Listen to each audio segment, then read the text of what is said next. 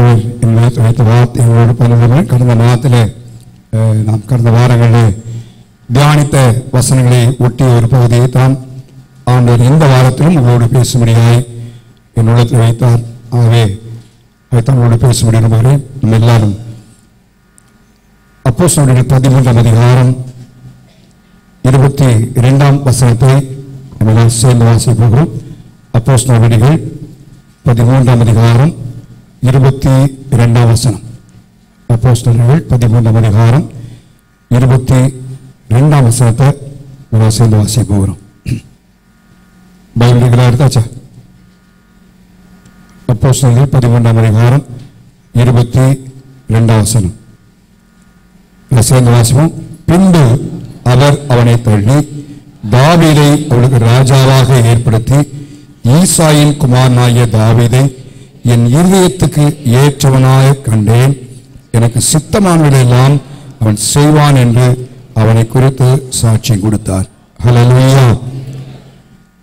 கடந்த வாரத்திலே நாம் ஆண்டவருடைய இருதயத்தை சந்தோஷப்படுத்துவதாய் காணப்பட வேண்டும், அதற்கு நாம் ஞானமுள்ளவர்களாய் இருக்க வேண்டும் என்பதை குறித்து நான் வசனத்தின் அடிப்படையில் உங்களோடு பெரும்பாலும் நீதிமொழியின் காரியத்திலிருந்து உங்களோடு நான் பகிர்ந்து கொண்டேன். இந்த நாளிலும் தாவீதை என் இருதயத்திற்கு ஏற்றவனாய் கண்டேன். ஆண்டவருடைய இருதயத்திற்கு ஏற்றவனாய் கண்ட தாவீதுடைய வாழ்க்கை குறித்து நான் மேலோட்டமாய் சில காரியங்களை ஞாபகப்படுத்துகிறேன். நானும் நீங்களும் தேவனுடைய இருதயத்திற்கு ஏற்றவர்களாக நாம் காணப்பட வேண்டும். அதுதான் என்னுடைய ஜெபம், நம்முடைய ஜெபம், நம்முடைய சபையின் ஜெபமாய் மாற வேண்டும். ஆண்டவருடைய இருதயத்திற்கு ஏற்றவர்கள் என்று சொல்லி ஆண்டவர் என்னை உழைக்கிறது சொல்லுவாரானால் அது எவ்வளவு பெரிய ஆசீர்வாதமான ஒரு காரியம் என்பதை நாம் அறிய வேண்டும். தாவீதுடைய பேக்ரவுண்ட் தெரியும். ஒரு பெரிய குடும்பத்தின் பின்னணியிலிருந்து வந்தவன் அல்ல.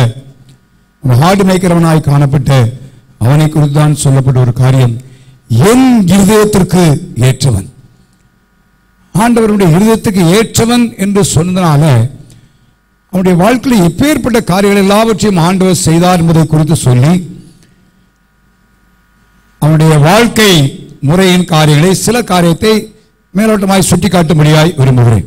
நானும் நீங்களும் தேவனுடைய இருதயத்திற்கு ஏற்றவர்களாய் காணப்பட வேண்டுமானால் அந்த தாவீதுடைய லைஃப் ஸ்டைல், அவனுடைய வாழ்க்கை முறை நமக்கு ஒரு மாதிரியாய் காணப்படுவதை பார்க்கிறேன். கடந்த வாரத்தில் அப்படியே உட்கார்ந்து தாவீதை குறித்து சில காரியங்களை பார்க்க ஆரம்பித்தேன். பல முறை படித்திருக்கிறேன். ஒவ்வொரு முறையும் தாவீதுடைய வாழ்க்கையின் காரியங்கள் மிக ஆசையுடைய வாழ்க்கையுடைய வைராக்கியம் மற்ற காரியங்கள் எல்லாம் மிக ஆசிரியப்பட்டவர்கள். வேதத்திலே தனிப்பட்ட மனிதனை குறித்து அதிகமாய் சொல்லப்பட்ட காரியம் ஆண்டவர் இயேசுவை தவிர தாவீதை குறித்து அதிகமாய் சொல்லப்படுகிறது. பழைய ஏற்பாட்டிலும் சரி புதிய ஏற்பாட்டிலும் தாவீதை குறித்து அதிகமாய் கையாளப்பட்ட ஒரு மனிதன். ஆண்டவர் இயேசுவும் தாவீதை குறித்து சொல்லியிருக்கிறதை வேத வசனத்திலே நான் பார்க்க முடியும். யோசேப்புக்கு அடுத்து யோசேப்பை இயேசுவுக்கு மாதிரியாக நாம் காண முடியும். யோசேப்புக்கு அடுத்த நிலைமையிலே தாவீது இயேசுவுக்கு மாதிரியாய் கருதப்படுகிறவன், எண்ணப்படுகிறவன், பிரசங்கப்படுகிறவன்.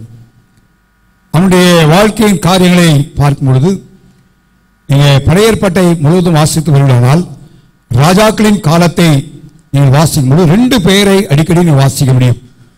ஒன்று யெரொபெயாமை குறித்து வாசிக்க முடியும்.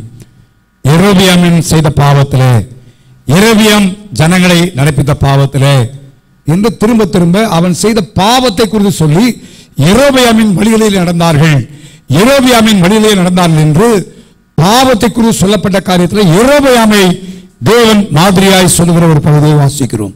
ஆனால் தாவீது நிமித்தம் தாவீதுடைய கட்டளையின்படி என்று ஆவிக்குரிய காரியத்திற்கு தாவீதை முன்னாளப்படுத்தி வேதவசனம் சொல்லுகிறதை நான் பார்க்க முடியும். எல்லா ராஜாக்களுடைய பாரியத்தை வாசித்தேன். தாவீது கற்பித்தபடியே அவர் செய்தார்கள். தாவீதுக்காக ஒரு கொம்பை ஏற்படுத்துவேன் என்று ஆண்டவர் அந்த ஆவிக்குரிய காரியத்திற்கு தாவீதை முன்னிலைப்படுத்தி சொல்லுவதை நான் பார்க்க முடியும். அவை தாவீதுடைய வாழ்க்கையில் உள்ள சில சிறப்பு அம்சங்களை நான் பார்ப்போமானால் மத்தேயு சுவிசேஷம் 1ஆம் அதிகாரம் 1 வசனத்திலும் இன்னும் மற்ற இடத்தில் வாசிக்கிறோம், தாவீதின் குமாரன் என்று எழுதப்படுகிறது. இயேசுவை குறித்து சொல்லும் பொழுது யாரை சொல்லப்படுகிறது? தாவீதுடைய குமாரன். யோசிச்சு பாருங்க. பரிதேமி குருடன் அன்றைக்கு எரிகோ நகர் வீதியிலே உட்கார்ந்து பிச்சை கேட்டுக் கொண்டிருக்கும் பொழுது தாவீதின் குமாரனே என்று இயேசுவை அழைக்கிறதை பார்க்கிறோம். என்ன அழகான ஒரு பட்டியல் பாருங்க. இன்னைக்கு அநேகர் மேல முன்னால டைட்டில் போடணும்னு சொல்லி எத்தனையோ பிரயாசப்படுகிறார்கள். அப்படிதானே? எத்தனையோ டைட்டில் போடுகிறதை பிரயாசப்படுறார்கள். சில நேரங்களில் சில போன் வருவார்கள், உங்களுக்கு டாக்டரேட் பட்டம் தர்றோம், அல்லது உங்களுக்கு அந்த பட்டம் தரேன் இந்த பட்டம் தரேன்னு சொல்லுவாங்க. எந்த பட்டம் வேண்டிய அவசியம்? பட்டங்கள் பறந்து போகும். பட்டங்கள் தாவீதுக்கு பார்த்தீங்கன்னா தாவீதின் குமாரன் என்று, இயேசுவை தாவீதின் குமாரன் என்று அழைக்கக்கூடிய அப்படிப்பட்ட உயர்ந்த ஸ்தானத்தை அவன் உடையவனாய் காணப்பட்டதை நான் பார்க்கிறோம். லூக்காவின் சுவிசேஷம் 1ஆம் அதிகாரம் 32ஆம் வசனத்திலே தாவீதின் சிங்காசனம் என்று எழுதப்படுகிறது. தாவீதின் சிங்காசனம். நான் இதான் சொல்ல காரணம்னா, மற்ற தனிப்பட்ட நபரை குறித்து இப்படிப்பட்ட வார்த்தைகளை வேதத்திலே பார்க்க முடியாது. ஆனால் தாவீதை தேவன் இதயத்துக்கு ஏற்றவனாய் தேவன் கண்டதினாலே அங்கே சொல்லப்படுகிறது தாவீதுடைய சிங்காசனம் என்று எழுதப்படுகிறது. அப்போஸ்தலர் 15ஆம் அதிகாரம் 17ஆம் வசனத்திலே தாவீதின் கூடாரம் என்று எழுதப்படுகிறது. பழைய ஏற்பாட்டிலே 2 கூடாரங்கள், ஒன்று மோசேயின் கூடாரம், இரண்டாவது தாவீதின் கூடாரம். புதிய ஏற்பாட்டில் ஆண்டவர் வரும்போது மோசேயின் கூடாரத்தை அல்ல, இந்த தாவீதின் கூடாரத்தை தான் தேவன் திரும்ப இழுத்து நிறுத்தப் போவார் என்று ஆமோசின் புத்தகத்தில் அவர் தீர்க்கதரிசனமாய் சொல்லப்பட்ட வார்த்தையை வாசிக்கிறோம். தாவீதின் கூடாரம் எழுதப்படுகிறது. மார்க்கலின் சுவிசேஷம் 11ஆம் அதிகாரம் 10ஆம் வசனத்திலே தாவீதின் ராஜ்யம் என்கிற வார்த்தை எழுதப்படுகிறது. தாவீதுடைய ராஜ்யம். ஏசாயா 22ஆம் அதிகாரம் 22ஆம் வசனத்திலே தாவீதின் திறவுகோல் என்று எழுதப்படுகிறது. தாவீதின் திறவுகோல் என்று எழுதப்படுகிறது. ஏசாயா 55ஆம் அதிகாரத்தை வாசித்தோம். ஆண்டவர் சொன்ன வார்த்தை தாவீதுக்கு நிச்சயமான கிருபைகள் என்று எழுதப்பட்ட வார்த்தையை வாசிக்கிறோம். எல்லாவற்றையும் தேவன் இந்த வார்த்தையை அவனுடைய வாழ்க்கைக்கு பின்பே சொல்லவில்லை. என் இருதயத்துக்கு ஏற்றவன் என்று ஆண்டவருடைய வாழ்க்கை முறை எல்லாவற்றையும் பார்த்த பிறகு அவன் சொல்லல, அதுக்கு முன்னாலேயே அவனை குறித்து நல்லா அறிந்திருந்தார். அவனுடைய வாழ்க்கையின் சுபாவம், அவருடைய வாழ்க்கையின் தன்மை யாரோ சொல்லி அவன் செய்ததல்ல, அவன் இருதயத்துக்கு ஏற்றவன். ஆண்டவர் சவுல் தேவனுடைய வார்த்தைக்கு முதலாவது கீழ்ப்படியாமல் போன வேளையிலே சாமுவேல் தீர்க்கதரிசி மூலமாய் 1 சாமுவேல் புத்தகம் 13ஆம் அதிகாரம் 14ஆம் வசனத்தை வாசித்தீங்கன்னா ஆண்டவர் தன் இருதயத்திற்கு ஏற்ற ஒரு மனுஷனை தேடி என்று எழுதப்படுகிறது. அந்த ஒரு மனுஷனாய்த்தான் தாவீது காணப்பட்டான் என்று வாசிக்கிறோம். இந்த காலவெளியிலே நானும் நீங்களும் யாருக்கு ஏற்றவளாய் இருக்கிறோமோ இல்லையோ, நம்ம தேவனுக்கு இருதயத்துக்கு ஏற்றவளாய் காணப்பட வேண்டும். ஹல்லேலூயா, ஹல்லேலூயா. அந்த ஒரு பாரத்தோடு அந்த காலவெளியிலே நான் வார்த்தையை நான் பார்த்து கொண்டிருக்கிறேன். ஆண்டோடைய இருதயத்துக்கு ஏற்றவர்கள் என்று என்னை உங்களை குறித்து ஆண்டவர் சாட்சி கொடுக்க வேண்டும். ஆண்டவர் சாட்சி, மற்றவர்களை குறித்து மற்றொரு சாட்சி சொல்லலாம், ஆனால் ஆண்டோடைய முன்னிலையிலே தேவன் சாட்சி கொடுக்க வேண்டும். அப்படியானால் தாவீதுடைய வாழ்க்கையின் சில காரியத்தை நான் இந்த கால்வழியை சுட்டி காட்ட விரும்புகிறேன். நம்மை தேவனுடைய வார்த்தை அறிந்தவர்கள் தாவீதை குறித்து நல்லா அறிந்திருக்கிறோம். நம்முடைய ஜீவியத்தில் அந்த தாவீதுடைய வாழ்க்கையின் சிறப்பு அம்சத்தில் அவருடைய வாழ்க்கையில் காணப்பட்ட மிக முக்கியமான ஒரு தன்மையை அவருடைய வாழ்க்கை முழுவதும் நான் பார்த்தபொழுது, தேவனுக்கென்று அவன் கொண்டிருந்த வாஞ்சையை, தேவன் மேல் வைத்த ஆசை, தேவன் மேல் வைத்த வாஞ்சை, அதை நான் சொல்ல விரும்புகிறேன். அதான் அவருடைய வாழ்க்கையில ஆடு மேய்ப்பனாய் இருக்கும்போதும் சரி, அரசனாய் மாற்றப்பட்ட பிறகும் ஆண்டவர் மேல அவனுக்கு இருந்த வாஞ்ச தனியவே இல்லை, குறையவே இல்லை. அவருடைய வாழ்க்கையில ஆண்டவர் மேல ஒரு அனாதி பிரியம், ஆண்டவர் மேல ஒரு அனாதி ஆசை அவனுக்குள்ள இருந்ததை நான் பார்க்க. கர்த்தரை தேடுவதில், கர்த்தருக்குரிய காரியங்கள்ல அவனுக்கு அந்த ஆசை, அந்த ஒரு பெரிய வாஞ்சை அவனுக்குள்ள இருந்த பார்க்க முடியும். அதைத்தான் கர்த்தர் இந்த கால்வழியில அவன் இதயத்துக்கு ஏற்றவன் என்ற இடத்துல நான் நீங்கள் வரணும்னா, அந்த தாவீதுக்குள்ள இருந்த அந்த வாஞ்ச எனக்குள்ள உங்களுக்குள்ள வந்துருமானா அது பெரிய காரியம். ஹல்லேலூயா, ஹல்லேலூயா. மற்றவர்கள் சொல்லி செய்யற கர்த்தரை தேடு, பைபிள் வாசி, ஜெபம் பண்ணுங்க, ஜெபத்துக்கு வாங்க சொல்றது இல்லை. அந்த வாஞ்சை நமக்குள்ளே உண்டாக வேண்டும். 63ஆம் சங்கீதம் 1 வசனம் வாசிங்க. ஏராளமான வசனங்கள், 1-2 வசனம் மாத்திரம் நான் சுட்டி காட்டி நான் வேகமாய் கர்த்தருடைய பந்தியை நடத்தும்படியாய் நான் இருக்கிறேன். 63:1 தேவனே நீர் என்னுடைய தேவன்,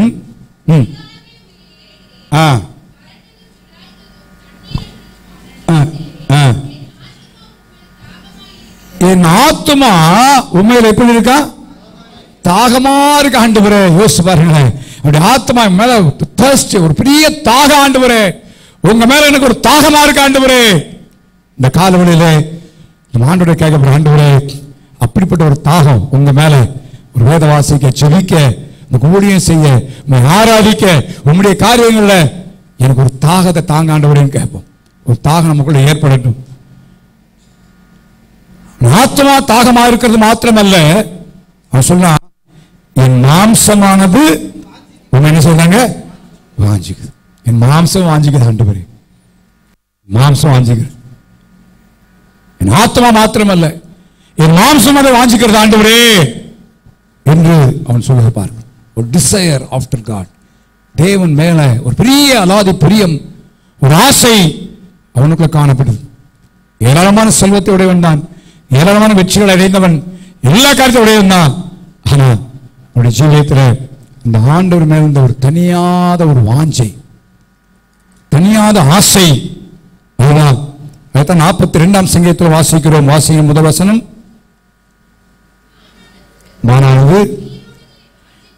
மானானது நீரோடலை வாஞ்சித்து கதறுவது போல தேவனே என் ஆத்மா என்ன செய்தா, வாஞ்சித்து கதறுது ஆண்டவரே. அது மாத்திரம் அடுத்த வசனம் வாசிக்காப்போம்.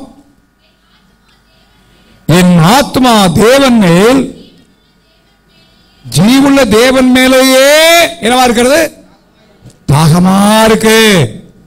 தாகமா இருக்கு ஆண்டவரே, ஜீவுள்ள தேவன் மேலேயே தாகமா இருக்கிறது. என்ன அருமையான வார்த்தை பாருங்க. இந்த காலவெளியிலே அப்படிப்பட்ட ஒரு அனுபவம் நம்முடைய வாழ்நாள் மாறட்டும். ஆண்டவருடைய கேட்ப, ஆண்டவரே அந்த தாவீதுக்குள்ள இருந்த அந்த வாஞ்சை ஆண்டவரே எங்களுக்குள்ள வரட்டும். ஆண்டவரே எனக்குள்ள வரட்டும். ஆண்டவரே அந்த ஆசையை தாங்க. எப்ப தேடு அந்த வசனம் சொல்றான், என் ஆத்மா தேவன் மேல், ஜீவனுள்ள தேவன் மேலேயே தாகமா இருக்கிறது. அடுத்து சொல்ல பாருங்க, நான் எப்பொழுது தேவனுடைய சந்நிதியில். அப்ப என்ன அவனுடைய உள்ளான காரியம்னா, எப்ப நேரம். ஏன்னா சாதாரண காலம் இன்னைக்கு நமக்கு ஒரு குடும்பம் தான், ஒரு குடும்பத்தை வச்சு சமாளிக்கிறது பெரிய கஷ்டம் நினைச்சிட்டு இருக்கோம். யோசிச்சு பாருங்க, 12 கோத்திரங்கள், அந்த 12 கோத்திரங்களையும் அவன் அரசாள வேண்டும். எத்தனை பிரச்சனைகள், எத்தனை கஷ்டம், எத்தனை காரியம் இருக்குன்னு பாருங்க.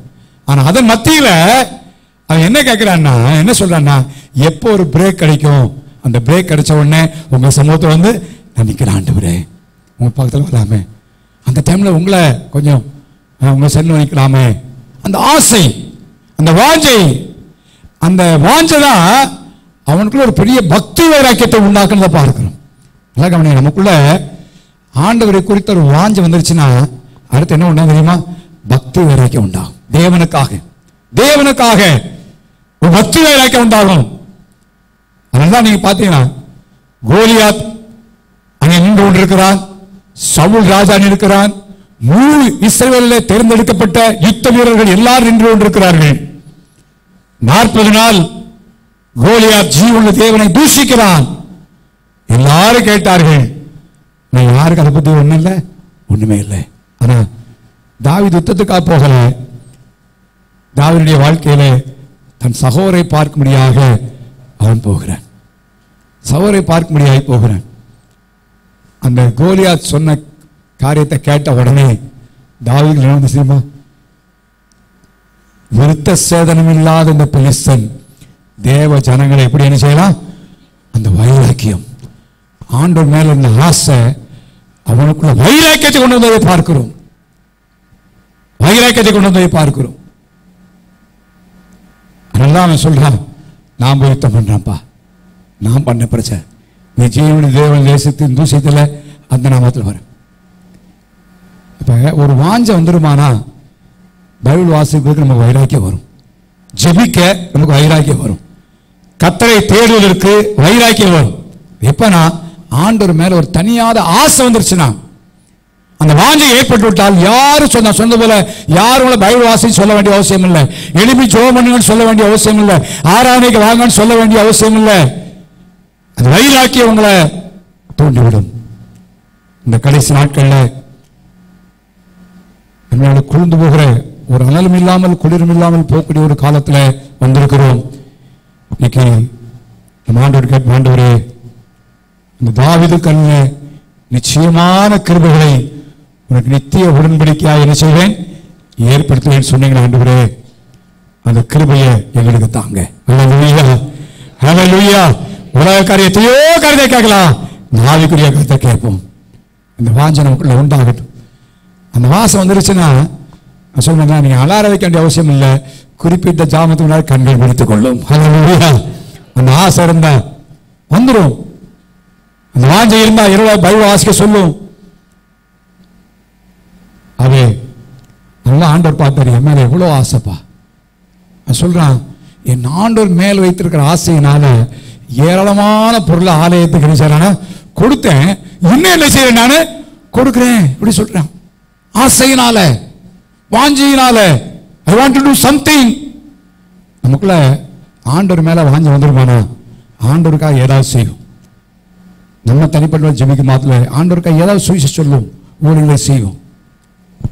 இந்த காலையிலே அடிப்படையான மிக முக்கியமான காரியம் இந்த வாஞ்சை. ஆண்டவரே தாவீது கல்ல நிச்சயமான கிருபைகளை நித்தியமான உடன்படிக்கை அவனுக்கு ஏற்படுத்த சொல்லி இந்த மாத்திரம் வாக்கப்பட்டு இருக்கிறீங்க. ஆண்டவரே அந்த கிருபையை தாங்க, எனக்கு அந்த கிருபை தாங்க. ஆண்டவரை கேட்டு உள்ளத்தின் ஆழத்துல நம்ம ஆசையை காப்போம்னா நிச்சயமா ஆண்டவர் வாஞ்சியை தருவார். ஹல்லேலூயா, ஹல்லேலூயா. God is not expecting perfect people. பூர்ணமான ஜனங்களை தேவன் எதிர்பார்க்கவில்லை, பட் willing people. நீ குறைகள் இருக்கலாம், தவறுகள் இருக்கலாம், வாழ்க்கையில சில பலவீனங்கள் இருக்கலாம், ஆனா அந்த வாஞ்சை இருக்குமானா தேவன் அந்த வாஞ்சையை பார்த்து கர்த்தருடைய ஆசை நிறைவேற்றுகிறார். ஹல்லேலூயா. எல்லாம் பூர்ணமான பிறகு இல்ல, நம்ம உலகத்தில் ஷார்ட் கம்மிங்ஸ் நம்முடைய வாழ்க்கையில் இருக்கலாம். அது மத்தியிலே அந்த வாஞ்சை நமக்குள்ள இருக்குமானா தேவனை பார்க்கிறார். அவன் இந்த கால்வழியிலே அந்த வாஞ்சை நமக்குள்ள வரும்படியாக கேட்போம். அப்பொழுது நாம் தேவனுக்கு இதயத்துக்கு ஏற்றவர்களாக காணப்படும். எவ்வளவு பெரிய சந்தோஷமான காரியம் பாருங்க. ஆண்டவர் என்னையும் குறித்து உங்களையும் குறித்து இப்படிப்பட்ட ஒரு சாட்சி சொல்வாரானா அது எவ்வளவு மகத்தான ஒரு சாட்சி, எவ்வளவு பெரிய சாட்சி. ஆண்டவர் சாதாரண யாரை கூட சொல்லலை, ஒரு சிலரை குறித்தான் தேவனால் பாராட்டப்பட்ட ஒரு சிலர் வந்தா உண்டு. அவை இந்த கால்வழியிலே இந்த மாத்திரம் ஆண்டவர் சொல்லியிருக்கிறார், தாவீதுக்கு கிருபையை தருவேன்னு சொல்லியிருக்கிறார். அப்ப கிருபையை நான் கேட்போம். இரண்டாவதாக நான் தாவீதுடைய வாழ்க்கையை நான் அப்படியே பார்த்து வந்த வழியிலே he was a hard worker. அவன் கடினமான ஒரு உழைப்பாளி என்பதை நாம் வேதத்திலே பார்க்க முடியும். கடினமாய் உழைக்கிறவன் அவன் சோம்பேறி அல்ல. சோம்பேறிகளை தேவன் ஆசீர்வதிக்கிறதில்லை. சோம்பேறித்தனம் தேவன் முன்பாக அவர் வெறுக்கிற ஒரு காரியம். நம்முடைய வாழ்க்கையிலே சுறுசுறுப்புள்ளவர்களாக கடின உழைப்புள்ளவர்களாக நாம் காணப்பட வேண்டும். முதலாவது சாமுவேல் தாவீதுடைய வீட்டுக்கு போன சம்பவத்தை தான் வேதத்திலே நாம் முதலாவது பார்க்கிறோம். அதான் முதல் சந்தர்ப்பமாய் பார்க்கிறோம். எல்லாரும் தெரியும், 7 சகோதரர்கள் திடீரென்று ஈசாய் வீட்டிற்கு போகிறார். தாவீது பலி செலுத்தும்படியாய் விருந்து கடைபிடிக்கிறான். 7 சகோதரர்கள் அவங்க எங்க உட்கார்ந்தாங்க, வீட்டில் தான் இருந்தாங்க. என்ன செய்தான்னு தெரியாது. ஒருவேளை இந்த காலமா இருந்துச்சுன்னா டிவி பார்த்துட்டு இருந்திருப்பாங்க, இல்லாட்டி வாட்ஸ்அப்ல உருட்டி பார்த்துட்டு இருந்திருப்பாங்க, செல்போன்ல. என்ன செய்ய தெரியாது. 7 பேரையும் ஆண்டவர் புறக்கணிச்ச பிறகு சாமுவேல் ஈசாட்ட, ஏன்பா உன் பிள்ளை எவ்வளவுதானா, இன்னும் வேற யாராவது எவ்வளோ இருக்கானா? அப்பதான் அப்பா சொல்றான், இளையவன் ஒருவன் இருக்கிறான், அவன் என்ன செய்கிறான். நல்லா கவனிங்க, இந்த காலத்தில் அப்படி இருந்தா என்ன செய்வீங்க? இளையவன் என்ன செய்வான், அண்ணன் வந்தா தான் நான் போக வேண்டுவான், அப்படிதானா? அவன் வந்தா தான், அவன் போகாம இருக்கும், நானும் போக மாட்டேன், நானும் வீட்டில் உட்காந்துருப்பேன்வான், அப்படிதானா? அப்படிதான் 2 பிள்ளைகள் இருந்தாலும் அந்த போட்டி போறாம வரதை பாருங்க. என்னைய மாத்திரம் சொல்லிட்டே இருக்கீங்களே, அவனை சொல்லு அவளை சொல்லணும். தாவீது அப்படி இல்லை. யோசிச்சு பாருங்க, என்ன இருந்தாலும் சரி, அவன் ஆடுகளை மேய்த்து கொண்டிருந்தான். ஆடுகளை மேய்த்தான். ஆண்டவர் பார்த்தீங்கன்னா ஆண்டவர் தெரிந்து கொண்ட ஆட்கள் எல்லாம் பார்த்த ரொம்ப ஆச்சரியமான ஆள் தான். மோசே பெரிய கனமான ஊழியத்துக்கு என்று அவர் தேவன் தெரிந்து கொண்டார். எப்ப தெரியுமா? ஆடுகளை மேய்ச்சிட்டு போகும்போதுதான். நான் எப்படி சொல்றது, விளையாட்டுக்காக சொல்ல வேண்டும். மாமனார் ஆடுதானே அப்படின்னு 10 விட்டு மரத்தடியில் படுத்திருந்திருப்பானா முச்செடி எரியறத பார்த்துருக்க முடியாது. இல்லை, அது மாமனார் ஆடானாலும் யாரானாலும் சரி, தன் கையில கொடுக்கப்பட்ட பொறுப்பு என்பதை உணர்ந்தவனாக ஒரே பருவத்தை மட்டும் அப்படியே நடந்து போறானா. தேவனுடைய சந்திப்பை பார்க்கிறோம். எலியாவை காட்டிலும் வெட்டிப்பான வரத்தோடு செயல்பட்டவன் எலிசா, அவன் என்ன செய்தான்? ஏறுமாட ஓட்டிட்டு அவனை தான் கதை தெரிந்து கொண்டார். தேவன் தெரிந்து கொள்கிற மனிதர் எல்லாவற்றையும் பார்க்க. கிதியோன் ஒரு கொஞ்சம் கோதுமை அறுத்துட்டு வீட்டு பக்கத்தில் கலந்து அடிச்சான். நாம் தேவன் கொடுத்திருக்கிற பணியிலே சுறுசுறுப்பாக இருக்க வேண்டும். நம்மை என்கேஜ் பண்ணிக்கொள்ள வேண்டும். நம்மை கடின உழைப்பு 12 கோத்திரங்களையும் விசாரிக்கிறவன் எளிதானவன் அல்ல. யோசிப்பார். கடின உழைப்பு உழைப்பாள். ஆடுகளை மேய்த்து கொண்டிருக்கிறான். ஆடுகளை மேய்க்கிறான். சிங்கம் வருது, கரடி வருது, விட்டானா? இல்லை. ஆடு மேய்ப்பது என்பது ரொம்ப கடினமான ஒரு வேலை. யாக்கோபு சொல்லுகிறான், பகல்ல வெயில் பட்சித்தது, இரவுல குளிர் பட்சித்தது, இவ்வளவா கஷ்டப்பட்டேன்னு சொல்லுகிறான். அப்படி இருந்ததுனாலதான் கரடி வரும்போது கண்டுபிடிச்சான். இல்ல சிங்கம் வரும்போது கண்டுபிடிச்சு, இல்லைன்னா என்ன சரி மீன் தூங்கியதுன்னா அதை கொண்டு போயிருக்கும். இல்லை, தெரியும். லூக்கால இயேசு பிறந்த சமயத்தில் இரவிலை மேய்ப்பர்கள் வயல்வெளியிலே தங்கி தங்கள் மந்தை என்ன செய்வார்கள்? காத்து கொண்டிருந்தார்கள். காக்கிற ஒரு நிலைமை. தேவன் அவருடைய இருதயத்திற்கு ஏற்றவனா காணப்படணும். நாமும் கடின உழைப்பாளியாய் இருக்க வேண்டும். ஹல்லேலூயா, ஹல்லேலூயா. உழைக்கணும், சோம்பேறித்தனம் படக்கூடாது.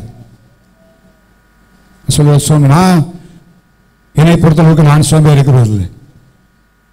மதியான படத்தில் தூங்குறது இல்லை. ஏதாவது வேலை என்கேஜ் பண்ணிட்டா இருக்கும். ஏதாவது ஒரு காரியத்தை பகல் முழுவதும் உட்கார்ந்து வேதத்தை வாசித்தாலும் மதியானம் வரைக்கும் இருந்தாலும் பின்னேரங்களில் சில நேரங்களில் நாங்கள் என்கேஜ் பண்ணி ஏதாவது சர்ச்சில் வந்து ஏதாவது வேலையை செய்ய, வெளிய வேலையை செய்ய, ஏதாவது காரியங்களை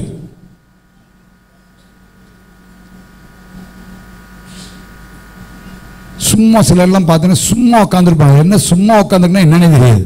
சும்மா உட்காந்துருக்குது எப்படி? நேரம் போக மாட்டேங்குது. நேரம் போல முழங்கால போட்டு ஜோம் பண்ணுங்களேன். அதில் என்கேஜ் பண்ணுங்க. எப்படியாவது என்கேஜ் பண்ணு. உங்களை நீங்களே ப்ரோக்ராம் பண்ணிக்கொள்ள வேண்டும். நான் தேவனுடைய வார்த்தையில் பல இடங்களில் பேசுகிறேன். கர்த்தருடைய வார்த்தை கிருபையாய் போதிக்க பாக்கியத்தை கொடுக்குறாங்க. விளையாட்டு ஆரம்ப நாட்களில் நான் நினைச்ச காரியங்கள் என்னன்னா, அப்படியே ஆண்டவர் நம்ம தலைக்குள்ள ரெவலேஷனை கொடுத்துருவாரு, உள்ள போட்டுருவாரு. அப்படியே வந்து ஆண்டவர் சொன்னார், முட்டாளே சட்டியில் இருந்தா பானையில் இருந்தா தான் இதில் வரும். அது பிறகு வந்து மணிக்கணக்காக படிக்க ஆரம்பிச்சு.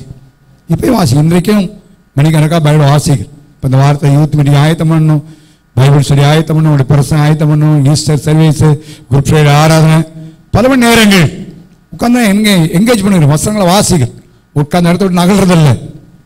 அதிகமாய் வாசிக்க ஆரம்பிக்கிறேன். இன்னும் அதிகமாக படிக்கணும். இப்பதான் தெரியுது இன்னும் எவ்வளவு காரியங்கள் அறியாமல் இல்லை என்பதை இப்பதான் தெரியுது. அப்படி இல்லைன்னா தூங்கலாம். தூங்குறதுக்கு நல்லா வசதி இருக்கு. அப்படிதானே? நல்லா ஏசியை போட்டு கதவை போட்டுட்டு பேசாம தூங்கலாம். தூங்குனா ஆண்டவர் தூங்கு மகனேன்னு உட்கார வச்சிருக்காரு. அவ்வளவுதான். எனக்கு இல்லை, தூக்கம் கந்தையில் என்ன செய்யும்? ஊடுத்துக்குன்னு தெரியும், ஊழியர்களாம் பேர் தெரியும். இல்லை. ஸோ என்னை நான் ஊழியத்தில் என்ன டெவலப் பண்ண விரும்புகிறேன், என்ன என்கேஜ் பண்ண விரும்புகிறேன், நான் பைபிள் சொல்ல நான் கற்றுக்கொள்ள விரும்புகிறேன். இன்னும் புதிதான காரியங்களை படிக்கணும், இன்னும் சில காரியங்களை என்ன எக்யூப் பண்ண வேண்டும் என்கிற காரியத்தில் நான் முயற்சி எடுக்கிறேன். வாலிய பிள்ளைங்க சரி, சோம்பேறியாக இருக்கக்கூடாது. வீட்டில் வேலை செய்ய, வீட்டு காரியமானாலும் எந்த காரியம் சுறுசுறுப்பாய் வேலைகளை செய்ய பொறுப்படணும். சில நேரங்களில் ஒரே வார்த்தை சொல்லுவாங்க, தெரியாதுன்றாங்க. நான் ஆரம்ப நாட்களில் ஒரு பாசத்தில் வளர்க்கப்பட்டு ஆரம்ப ஸ்கூல் படிக்கும் போது அப்போ சர்ச்சுக்கு போயிடுவேன். என் கூட பலர் இருப்பாங்க. அவர் சில வேலையை கொடுப்பார். தெரியாது அப்படி சொன்ன பயங்கரமான கோவம் வரும். அப்போ நான் எனக்கு தெரியாதா, எனக்கு ஒன்றுமே தெரியாது. நான் அப்போ அவர்கிட்ட நான் கேட்பேன். அவர் சொல்கிற காரியத்தெல்லாம் கேட்டுக்கிடுவேன். கேட்ட பிறகு அதை எப்படி செய்வதுன்னு விவரமாக கேட்பேன். அது பிறகு சொல்லி தருவார். அப்படிதான் கற்றுக்கொள்ளுது. தெரியாதுன்னு சொல்வது எதுக்கு தெரியுமா? அவங்களுக்கு என்னை ஆளை விட்டுருங்க போதும், அவ்வளோதான். இல்லை, எல்லாம் தெரியறதில்லை. அவே வாழைப்பழம் சொல்றேன், கத்தவங்களை ஆசீர்வதிக்கணும், வீட்டில் இருக்கிற வேலையை செய்யுங்க, உங்களுடைய பொறுப்புகளை நீங்க செய்யுங்க. பெற்றோர்களே எல்லாம் உங்களை செஞ்சு கடைசி வரைக்கும் வாயில சாப்பாடை ஊட்டி விட நினைக்காதீங்க. வேலை செஞ்சு போடுங்க. யார் பார்க்கலாம்? தேவன் பார்க்கிறார். உண்மையா சொல்ல முடியும், கடினமாய் வேலை செய்வோமானா எனக்கு எந்த தாளமும் கிடையாது. 4 பேர் முன்னால் நிற்க எனக்கு தகுதி கிடையாது, படிப்பும் கிடையாது, வசதியும் கிடையாது. ஒண்ணு தெரியும், நான் கடினமாய் உழைத்திருக்கிறேன், இன்னும் உழைக்கிறேன், இன்னும் உழைக்க ஆசைப்படும். ஒரு நேரத்தோட சொன்னாங்க, பாஸ்டர் இவ்வளவு வயசாச்சு, நீங்க ரெஸ்ட் எடுக்கலாமே. ரெஸ்ட் கிடையாது. உலகத்தில் வேலை செய்ய தேவன் கிருபை கொடுத்திருக்கிறார். நீயார் போறேன், காலையிலிருந்து இரவு வரைக்கும் டீச் பண்ணி தான் ஆகணும். அது ஆண்டோடைய கிருபை. ஊழியத்தில் நான் ஆசிரியப்படணும். அதனுடைய பதில் நான் சோம்பேறி இருப்பதற்கு வாய்ப்புகள் எத்தனை இருக்கு? இல்லை. அவை தாவீது தன் என்கேஜ் பண்ண பல காரியங்களை குறித்து நான் சொல்ல முடியும். அந்த காலவெளியிலே 78ஆம் சங்கீதம் 71 வசனத்தோடு வாசிங்க பார்ப்போம்.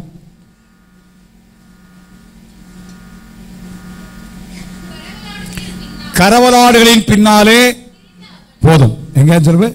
கரவலாடுகளின் பின்னாலே. சத்தமா சொல்லுங்க பார்ப்போம்.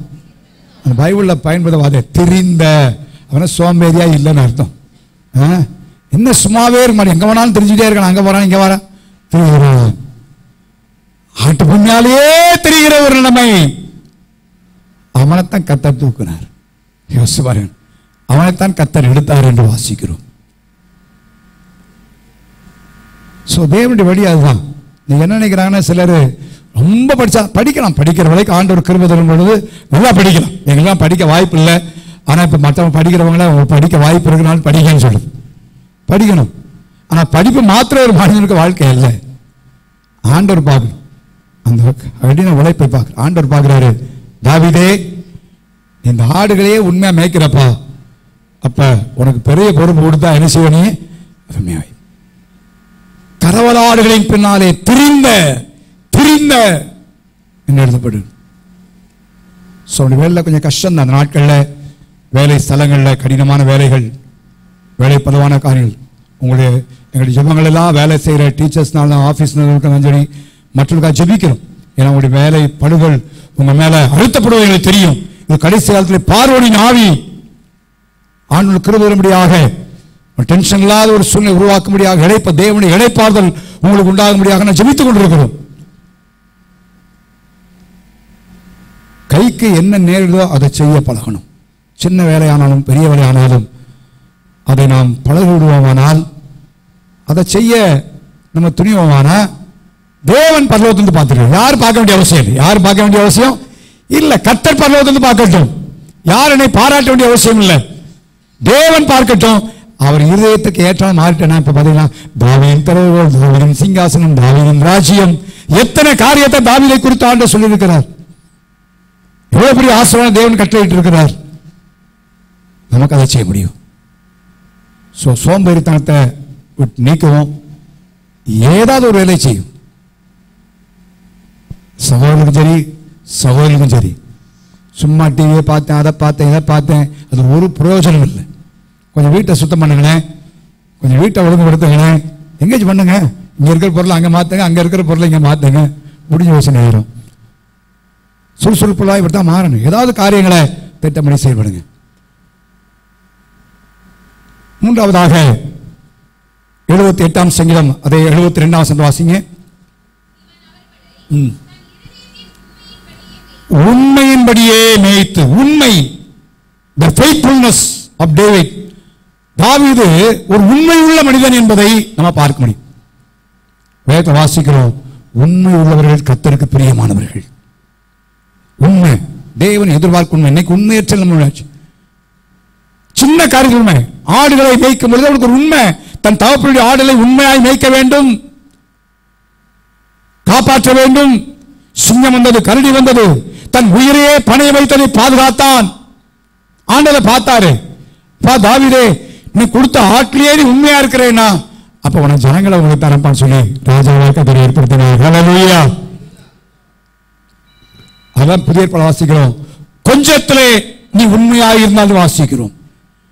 தமிழ்ல கொஞ்சம் என்று எழுதப்படுகிறது, ஆங்கில வானிலையில இன் லீஸ்ட் திங், கடையான காரியம், அற்பமான காரியத்துல நீ உண்மையாயிருப்பாய். ஆனால் தேவன் அதை பார்க்கிறார். அதை பார்த்து பெரிய காரியங்களை தேவன் தருகிறார். ப்ரமோட் பண்ணுகிறார். ஆண்டவர் ப்ரமோட் பண்ணுகிறார். யோசேப்பின் வாழ்க்கையை பார்த்தீங்கன்னா, போத்திபாடி வீட்டில் இருக்கிறான், உண்மையா இருக்கிறான், எல்லா காரியத்தையும் விசாரிக்கிறான், சிறைச்சாலை தள்ளப்படுகிறான், அங்கே உண்மையா இருக்கிறான். அந்த விசாரிக்கிறவன் இவனுடைய கரத்துல அந்த பொறுப்பை கொடுக்கிறான். இப்ப யோசேப்பே மகாபெரிய துக்கத்தில் இருக்க வேண்டியவன், என்ன அப்படி சொல்லிட்டாங்க, இப்படி நிலைமை வந்துருச்சேன்னு சொல்லி உட்கார்ந்து இருக்கான். இல்ல, அவன் விசாரித்து கொண்டே வருகிறான். அப்படி போகும்போதுதான் விசாரணையில அவங்க வானவாத காரணம் சுயவாந்தனம் எப்படி இருக்காப்ப துக்கமா, என்னப்பா ஏன், என்ன விஷயம், என்ன காரியம்? உண்மையாய் தன் கொடுக்கப்பட்ட பொறுப்பை உண்மையாய் செய்ததனாலே தேவன் அவனை எய்த்தடி வீட்டுக்கு மாத்திரமல்ல, சிறைச்சாலைக்கு மாத்திரமல்ல, கர்த்தர் முழு எய்த்துக்கும் தலைவனாய் கர்த்தர் மாற்றினார். ஹல்லேலூயா. உண்மையா இருந்தான். அது முன்பகுதி நீங்க பார்த்தீங்கன்னா, அப்பா அவனை கூப்பிட்டு சொல்றாரு, பா சீகேம் கொண்ட சகோதரர் ஆடுகளை மேய்க்க போயிருக்கான், போயிட்டு வா, போய் பார்த்துட்டு வா. இவன் வந்து பார்க்கிறான். இல்ல, இன்னைக்குள்ள நம்ம என்ன யோசிச்சு பாருங்க. அப்பா நீங்க சொன்னீங்க அந்த இடத்துல போய் தேனவங்க இல்ல, நான் செய்தேன் வந்துட்டேன். அவன் அப்படி இல்லை. என் சகோதரரை கண்டு விசாரிக்க முடியாது என் தகப்பன் சொல்லி இருக்கிறார். அவளை தேடி கண்டுபிடிக்க மட்டும் நான் திரும்ப போவதில்லை என்கிற உறுதியோடு தேடுகிறான். அப்பதான் அவன் வழி தப்பி திரிகிறதை ஒருத்தன் கண்டு, என்னப்பா விஷயம் சொன்னா, அவள் தோத்தோனுக்கு போவோம் என்று சொல்ல கேட்டோம் என்று சொல்லுகிறான். அவங்க பேசியிருந்தாங்க, தோத்தோனு போய் மேப்போன்னு சொல்லியிருந்தாங்க, நான் அந்த வழியா போனேன், காதில் இப்படி கேட்டேன்னு சொல்றான். நிச்சயம் இல்லை, ஆனால் தொடர்ந்து போகிறான். காரணம் என்ன? உண்மை. தகப்பன் கொடுத்த பொறுப்பு, தன் சகோதரத்தில் கொடுத்து விசாரித்து வர வேண்டிய பொறுப்பு. அவன் திரும்பிட்டு இருக்கலாம், அப்பாட போய் சொல்லியிருக்கலாம், அப்பா நீங்க சொன்ன இடத்துல போய் பார்த்தேன், இல்லப்பா சொல்லியிருந்திருக்கலாம். இல்லை, அந்த பொறுப்பை உண்மையாக நிறைவேற்றினான். கர்த்தர் அவனுக்கு என்ன தகுதி இருந்தது யோசிச்சு பாருங்க. என்ன காரியம் இருந்தது? முழு இஸ்ரவேலுக்கும் அந்த எய்த்துக்கும் தலைவனாய் மாற்றி, யோசேப்பு சொல்லாம யாரும் கையையும் அசைக்கூடாது. எவ்வளவு பெரிய யோசிச்சு பாருங்க. ஆச்சரியமான காரியங்கள். இது என்ன? அது அந்த நாட்களில் கர்த்தர் நமக்கு கொடுத்திருக்கிற சின்ன பொறுப்புகளானாலும் அதில் என்ன செய்யணும்? உண்மையாக இருக்க வேண்டும். ஹல்லேலூயா, ஹல்லேலூயா. உண்மையா இருக்கணும். பிரசங்கம் பண்ணேன், எத்தனையோ காரியங்கள் தெரியும், இல்லை நான் உட்கார்ந்து உண்மையாக ஆயத்தம் பண்றேன். மத்தியானம் இந்த பிள்ளைகளுக்கு டீச் பண்ணணும், தெரியும், மேலாட்டமா தெரியும், எல்லாம் சொல்லலாம், இல்லை உட்கார்ந்து எழுதுகிறேன், ஆயத்தம் பண்ணுகிறேன், டைம் ஸ்பெண்ட் பண்றேன். ஏன் எனக்கு தெரியும், இதை யார் பார்க்கிறா? உங்களுக்கு தெரியாது, ஆண்டவர் பார்க்கிறாரு. அவருக்கு முன்னால எந்த விதத்தில் நான் செய்கிறேன் என்பதை கர்த்தர் பார்க்கிறார். நம்முடைய வாழ்க்கையில ஒவ்வொரு காரியம் சரி, தேவன் கொடுத்திருக்கிற பொறுப்புகளை கர்த்தர் பார்க்கிறார் என்ற உணர்வோடு உண்மையாய் செய்வோம். ஹல்லேலூயா. சின்ன காரியம்தான் பெரிய ஆசீர்வாதத்துக்கு நுழைவாசல். இதெல்லாம் கண்டுபிடிங்க. சின்ன காரியம் தான் பெரிய ஆசீர்வாதத்திற்கு நுழைவாசல். கொஞ்சம் பக்கத்தில் வாசல் பார்ப்போம். ஏன்னா சில நேரத்தில் நான் சொன்ன விளங்காது, பக்கத்தில் சொன்னீங்கன்னா உங்களுக்கு நீங்க சிஸ்டர் சொன்னாங்க தெரியுமா அப்படின்னு கரெக்டா. சின்ன காரியம்னா பெரிய ஆசீர்வாதத்திற்கு. சவுல் கதையை தேடுறாரு அப்படின்னா, அவன் அப்பா கதையை தேடுறாரு, அதை தேடிட்டே போற. போய் எட்டி பார்த்து வந்தானா இல்லை. நீங்க பார்த்தீங்கன்னா 1 சாமுவேல் 9 எப்ராயிம் மலைகள், சலிசாமல, பென்யமீன் நாடு, கல்வியை தேடி. ஆனா அங்க போனா சாமுவேல் விசாரிக்க போறாங்க. அவர் திரும்பி வரும்பொழுது ராஜாவாக வருகிறார். ஹல்லேலூயா. யோசிப்பார், கலையை தேட போனேன். இப்படி பைபிளை பார்த்தீங்கன்னா இந்த சின்ன சின்ன காரியங்களை உண்மையாக செய்தவர்கள் அப்படியே இல்லை, கர்த்தரை உயர்த்தி வைத்தார். அதைத்தான் கர்த்தர் செய்ய விரும்புகிறார். ஹல்லேலூயா. தாவீது நினைச்சிருப்பானா ராஜாவாக போறேன்னு? யோசிச்சு பாருங்க. அவன் கிண்ணற அந்த சுரமணத்தை வாசிட்டு ஆடுகளை வச்சுட்டே இருந்திருப்பான். அந்த சுரமணத்தை வாசது கூட யாரும் பாராட்டுவதற்கல்ல. அவனை குறித்து ராஜாவின் வேலைக்காரன் சொல்கிறான், சுரமண்டலம் வாசிப்பதில் தேறினவன் என்று எழுதப்படுகிறது. ஒரு நாள்ல வாசிக்கிற தேர்றது இல்லை. அவன் சுரமண்டலம் அண்ணனுக்கு உட்காந்து வாசித்தாரா, இல்ல அப்பாவுக்கு வாசித்தாரா, இஸ்ரேல் தேர்ந்து வாசித்தானா? இல்ல, ஆடுகளை மேய்ச்சிட்டு ஆடுகள் வாசித்தான். எந்த ஆடாவது வந்து பரவாயில்ல தாவீதே ரொம்ப அழகா நேர்த்தியா வாசிக்கிறியே அப்படின்னு சொல்லியிருக்குமா? இல்லை. நமக்கு சில சொன்னா தான் நமக்கு அடுத்த வேலையை செய்வோம். நான் இவ்வளோ செய்கிறேன், யாருமே என்ன சொல்லலை, இவன் செய்யவே மாட்டேன்னு போயிடும். இல்லை, இந்த காலவெளியிலே பிள்ளைகளும் கற்றுக் கொடுக்கணும். உங்கள் சின்ன பிள்ளைகளுக்கும் மாட்டேன்னு விட்டுறாதீங்க, செய்ய வைங்க, செய்ய சொல்லிக் கொடுங்க. சின்ன பிள்ளைகளிலேயே பொறுப்புகளை கொடுத்து பழக வேண்டும். சிலர் என்ன சொல்றாங்க, அவனுக்கு ஒன்றுமே தெரியாது, விட்டுருங்க, அவன் கடைசி வரைக்கும் ஒன்றுமே தெரியாதுன்னு போயிடுவான். பிள்ளைகளை பழக்கிறீங்க, பொறுப்புகளை கொடுங்க, சின்ன சின்ன பொறுப்புகளை, குடும்பங்களை கொடுங்க, வேலையை கொடுங்க. அப்படி எப்படி செய்கிறார் என்பதை கவனியுங்க, கற்றுக் கொடுங்க. நாளைக்கு அவர்கள் தேவனால் ஆசிரியக்கப்பட வரட்டும். ஹல்லேலூயா. உண்மை, சின்ன காரியத்திலும் உண்மை. ஆண்டவர் நம்ம கொடுத்திருக்கிற காரியங்கள உண்மையாய் நான் இருப்போம். இன்னொரு 3 காரியம் சொல்ல முடியும் விரும்புகிறேன். 2 காரியத்தை சொல்ல முடியும். He was a man of prayer and praise. ஜெபிக்கிற துதிக்கிற ஒரு மனிதன். 2 அவருடைய வாழ்க்கையில நம்ம அதிகமாக நான் சொல்ல வேண்டிய அவசியம் இல்லை, எல்லாரும் தெரியும். தாவீதுடைய வாழ்க்கையில் அதிகமாய் ஜெபித்தவன், எந்த காரியத்தையும் தேவனோடு ஜெபித்தவன். அதனால பைபிள் வாசனம் கர்த்தரிடத்தில் விசாரித்தான் விசாரித்தான் விசாரித்தான் என்ன ஜெபிக்கிறான். அவனுக்கு தெரியும், எல்லா காரியம் தெரியும். ஆனால் அவனுக்கு ஒன்று தெரியும், ஜெபம் இல்லாமல் காரியம் நடக்க போவதும் தெரியும். ஜெபிக்கிறான், ஜெபத்தை அவன் முக்கியப்படுத்தினான்.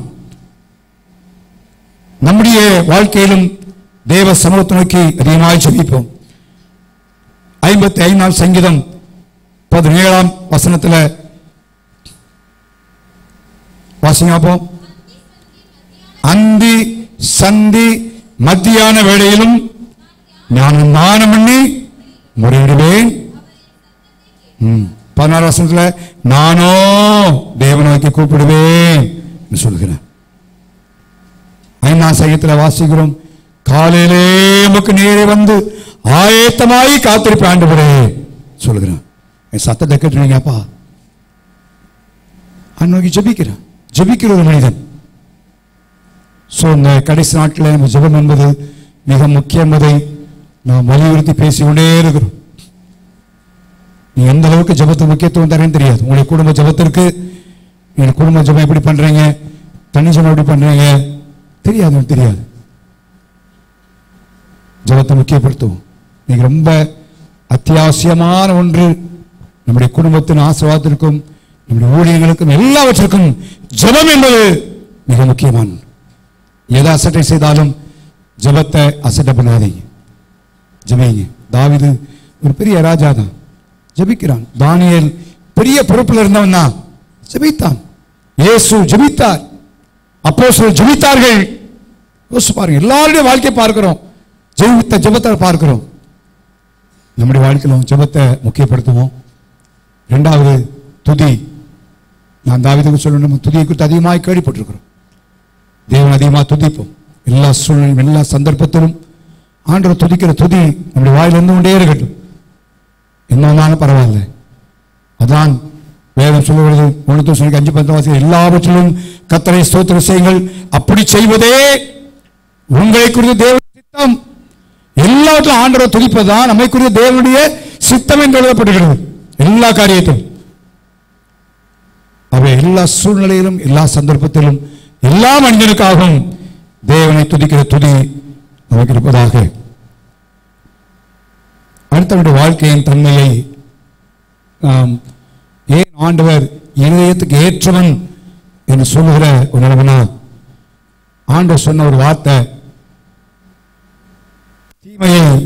தீமையினால் அல்ல, எதனால் வெல்ல வேண்டும், நன்மை. அப்ப என்ன ஆண்டவர் சொன்னா, பழி வாங்குதல் எனக்குரியதுன்னு ஆண்டவர் சொன்னார். தாவீது சவுலை பழி வாங்கக்கூடிய தருணங்கள் அவனுக்கு கிடைத்தது. ஆனால் அவன் பழி வாங்குகிற மனிதன் அல்ல. பழி வாங்குகிற மனிதன் இயேசுடைய சீஷர் கூட பாருங்களேன், சமாரியா வழியா போகும்போது அவங்க ஊராக விட மாட்டேன்ட்டாங்க. உடனே இயேசுக்கு வந்து சொன்னாங்க, ஆண்டவரே, பைபிள் வசனம், எலியா செய்தது போல வானத்திலிருந்து அக்கினி இறக்கி இவங்களை அழிக்க விட்டுறலாமா? எப்படி பார்த்தீங்களா? சிலருக்குலாம் இந்த மாதிரி வசனங்கள் ரொம்ப நல்லா தெரியும். இந்த மாதிரி காரியங்களை கோட் பண்றதுக்கு பைபிள் வாசனம் நல்லா தெரியும். ஆனா அவங்களுக்கு இந்த மன்னிப்பு கசப்பு எடுக்கணும் அந்த மாதிரி வசனம் தான் விட்டுருவாங்க. பழி வாங்குறது ஆண்டு சொல்ல பழி வாங்க எப்பா இன்னாவி உள்ளவனு தெரியாதாப்பா நான் எதுக்கு வந்தேன்னு தெரியாதான்னு கேட்கிறேன் ஆண்டு விட்ட யோசிச்சு பாருங்க. பழி வாங்கல நமக்கு தெரியும். சவுலை தேவன் தாவீதின் கையில ஒப்பு கொடுத்தார். தாவீதின் கையில ஒப்பு கொடுத்தார். ஒரே குத்தா குத்துறேன் சொன்னா கூட மனிதர் எளிமையார்கள். நீங்க சும்மா இருங்க சவுலை நாங்க பார்த்துக்கிறோம். நீ சொல்ல வராங்க நீங்க சும்மா இருங்க பாச நாங்க போய் ஒரு கேள்வி கேட்டு வரோம் சண்டை ஓட்டு வர்றோம். அதல்ல எலும்பு ஓட்டல இல்லப்பா இல்ல. ஆண்டவரே வாலண்டியர் ஒன்று கொடுத்தார். சில நேரம் கத்தனுடைய சத்துருக்களை நம்முடைய கையில கொண்டு கொடுப்பாரு. எதுக்கு நம்ம எப்படி பேச போறோம்ன்றதுக்காக ஆண்டவர் நம்முடைய ஆவிக்குரிய நன்மையை டெஸ்ட் பண்ணி பார்க்கிறார். எப்படின்னு சொன்னார் எலும்பு ஓட்டல தடை செய்தான். அவர் காலை வந்து மறிக்க நான் என்ன செய்ய மாட்டேன் அபிஷேகம். ஆனா அது பதிலா நன்மை செய்தான். பழிவாங்கல தீமைக்கு நன்மை செய்தான். சவுலே சொல்லுகிறான் ஐயோ நான் தீமை செஞ்சேன் நீ எனக்கு நெஞ்ச நன்மை செஞ்ச.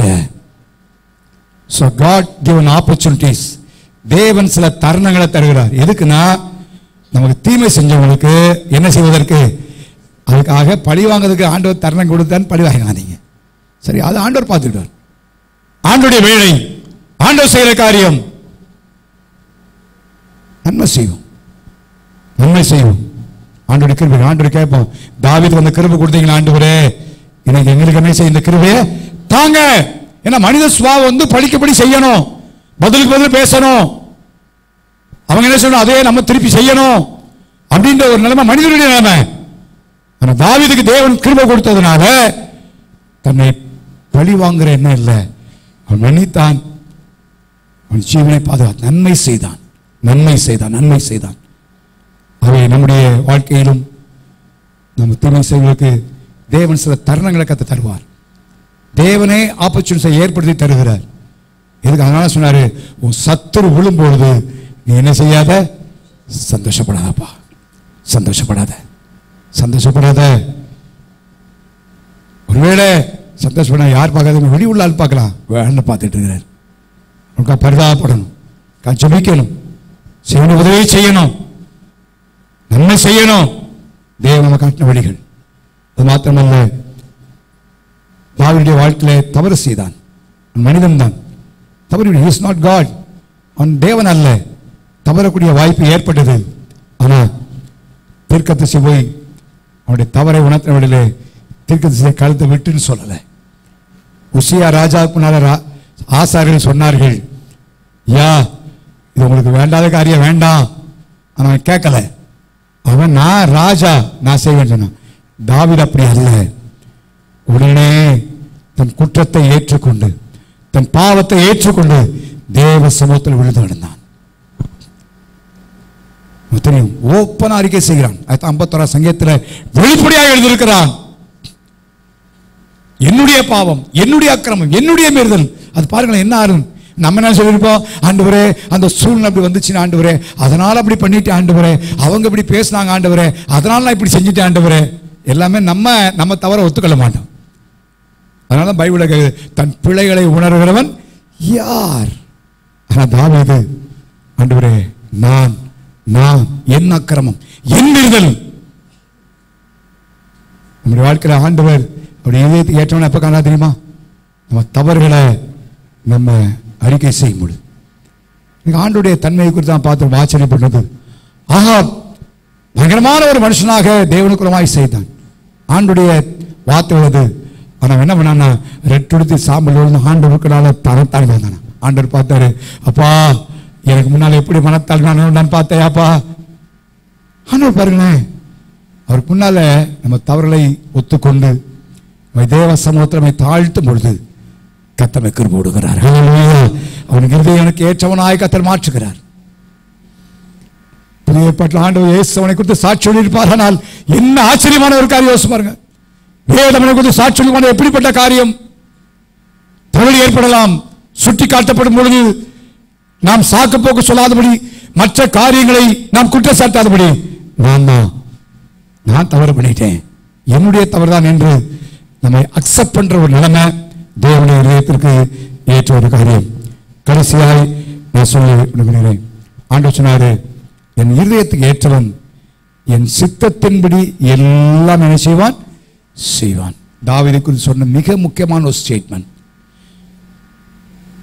தன் இஷ்டப்படி எல்லாம் செய்வான். அப்படி இல்லை. அவனுக்கு இன்னைக்கு அநேகர் பொசிஷன் வந்த உடனே என்ன செய்வாங்க? தாங்க இஷ்டப்படியே செய்வது, தேவ சித்தப்படி, தங்களுக்கு என்ன விருப்பம் அதல்ல.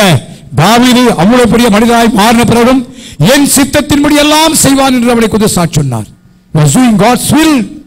என்ன பார்த்தீங்கன்னா ஆரம்ப நாட்களிலே பார்த்து வருகிறோம். அவனை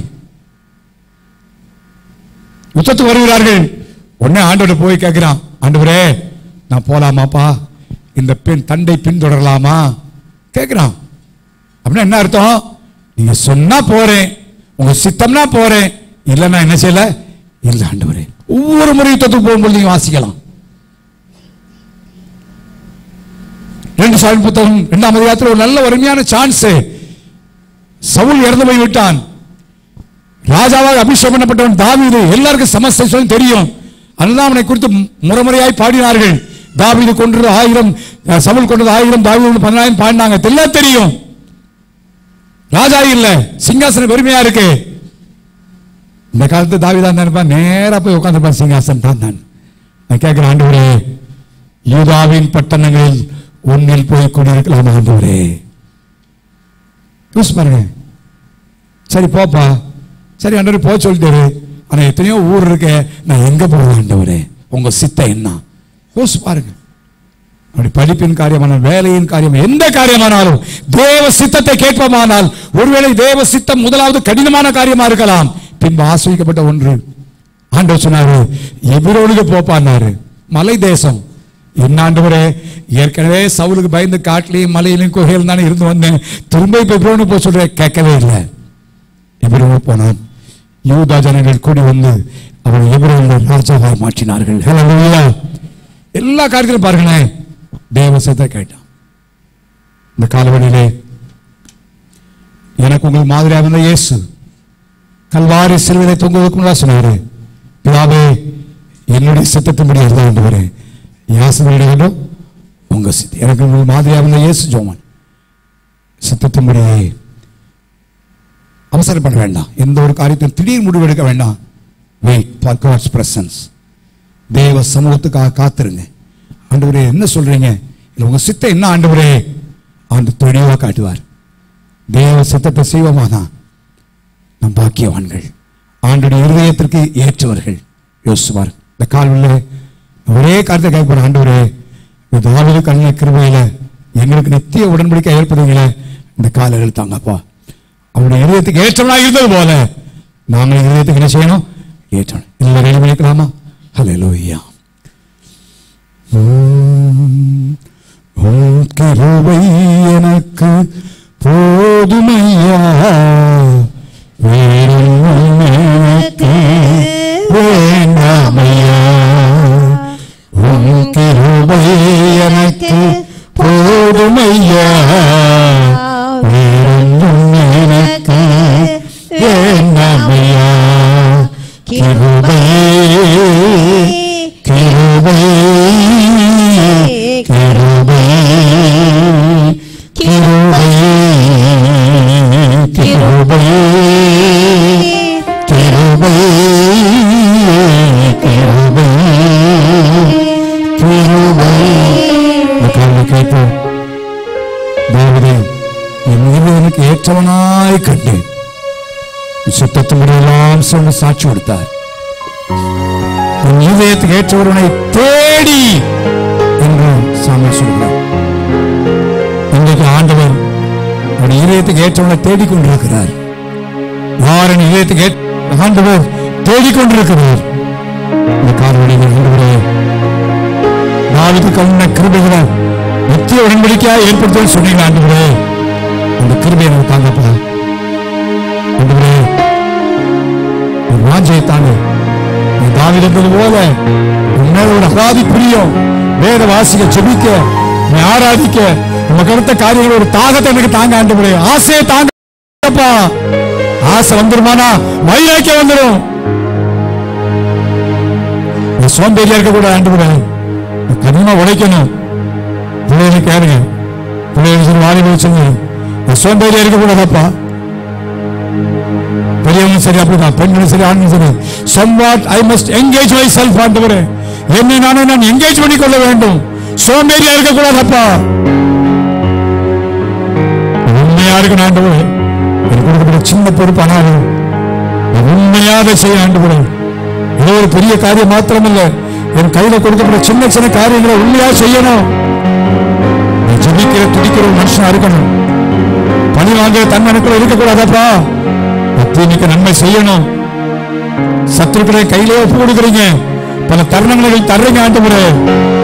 பணி வாங்கிடக்கூடாது. நன்மையை நாங்கள் செய்ய ஆண்டவரே. தவறுகள் சுட்டி காட்டப்படும் பொழுது ஒத்துக்கொள்ள ஆண்டவரே. ஏற்றுக்கொள்கிற மனப்பக்கத்தை தாங்க. எல்லாத்துக்கும் மேல சத்தத்தை அப்படியே நிறைவேற்ற உதவி செய்யப்பா. தாவீதுக்கு அந்த கிருபை தருவேன் சொல்லியிருக்கிறீங்க ஆண்டவரே. அந்த கிருபைகளை தாங்கப்பா. அந்த காவல்களை அந்த கிருபையை தாங்கப்பான்னு சொல்லி எல்லாம் சொல்லிக்கிறோம். அந்த கிருபை ஆண்டத்தில் வரனா நானும் நீங்களும் அவருடைய இதயத்திற்கு ஏற்றவனாக காணப்படுகிறோம். என்னை இவளை கொடுத்த அந்த சாட்சி எவ்வளவு பெரிய சாட்சி, எவ்வளவு அற்புதமான காரியம்.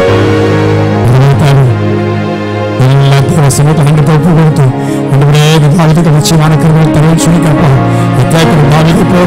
வாழ்க்கையில் காணப்பட்ட நல்ல தன்மைகள் எங்களுடைய வாழ்க்கையின் தன்மையாய் மாற்றப்பட்டு சொல்லி எல்லாம் சோமனாம எல்லாருக்கும் எல்லா வாயத்தையும் சோமணும். சின்ன பிள்ளைங்க வாயத்தம் சோமணும். வாழைப்படை கேளுங்க ஆண்டவரே. தாவியை போற கண்ணா உழைக்கணும். உங்க சித்தம் செய்யணும். மேல வாச வரணும் ஆண்டவரே. ஓ ஹல்லேலூயா ஹல்லேலூயா ஹல்லேலூயா ஹல்லேலூயா. ரபல்ல கதரம ஷபரபல்ல கதரம ஹல்லேலூயா ஹல்லேலூயா ஹல்லேலூயா. கர்த்தரே, நம்ம ஒவ்வொருவருக்கும் தேவ கிருபை வரும்படியாய் தொடர்ந்து திருவிழா பொறுப்பெடுக்க முடியாத